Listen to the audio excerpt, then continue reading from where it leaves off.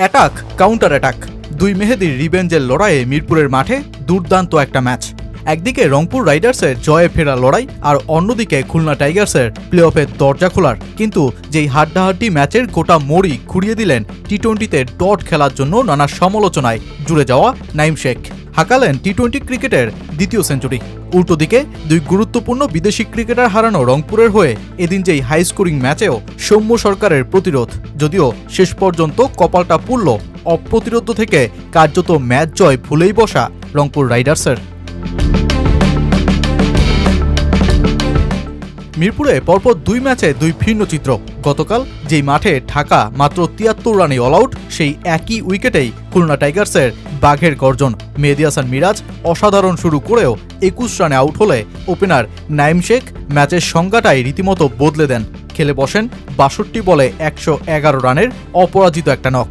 যে ইনিংসের ৭৬ রানই তিনি তুলেছেন বাউন্ডারি থেকে, বনেছেন বিপিএলের সর্বোচ্চ রানের মালিকও।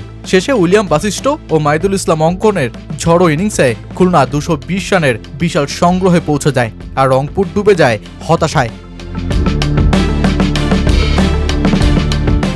টানা ৮ ম্যাচে জয়ের পর টানা ৩ ম্যাচে পরাজয় বরণ করা রংপুরের জন্য এই ম্যাচ ছিল জয়ে ফেরা তীব্র লড়াইয়ের। কিন্তু ইনফর্ম অ্যালেক্স হেলস ও খুশদিল শাহ চলে যাওয়ার শোক দলটা এই ম্যাচেও কাটিয়ে উঠতে পারল না।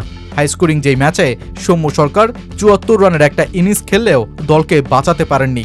রংপুর রাইডার্স টানা চতুর্থ ম্যাচে পরাজয়টা বরণ করে ৪৬ রানে। ম্যাচ শেষে যেই ম্যাচের নায়ক ডটবয় থেকে বাউন্ডারি ঝড় তোলা নাইম শেখ জানালেন আজকের এই ইনিংস তার লম্বা পরিশ্রমেরই ফসল। মানসিকতায় পরিবর্তন অবশ্যই জরুরি, এটা না হলে লম্বা ইনিংস খেলা খুব কঠিন ওপেনার হিসেবে। আগে অফ স্পিনে অনেক সংগ্রাম করেছিলাম, ওই জায়গা থেকে বের হয়ে আসছি কিভাবে ডট না করে স্ট্রাইক রোটেট করা যায়। ৩ বছর আগে মুশফিক ভাই বলেছিল রিভার সুইপ নিয়ে কাজ করা গেলে আমার জন্য সহজ হয়ে যাবে। এখন অফ স্পিনে সুইপ, রিভার সুইপ অনেক সহজ হয়েছে। স্লগ সুইপে আগে ভালো ছিলাম, মাঝখানে সংগ্রাম করছিলাম, বলতে গেলে লম্বা হয়ে যাবে। অবশ্যই কিছু জিনিস পরিবর্তন এনেছি, তাই সাফল্য আসছে।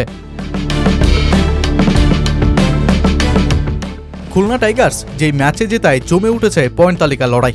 ১১ ম্যাচে ১০ পয়েন্ট নিয়ে পয়েন্ট তালিকার ৫-এ থাকা খুলনা সবশেষ ম্যাচে ঢাকাকে হারাতে পারলে ১২ পয়েন্ট নিয়ে রাজশাহীকে টপকে চলে যাবে প্লে অফের মঞ্চে। সেক্ষেত্রে সমপরিমাণ পয়েন্ট নিয়েও নেট রান রেটে পিছিয়ে পড়ে রাজশাহী বাদ পড়বে প্লে অফ থেকে।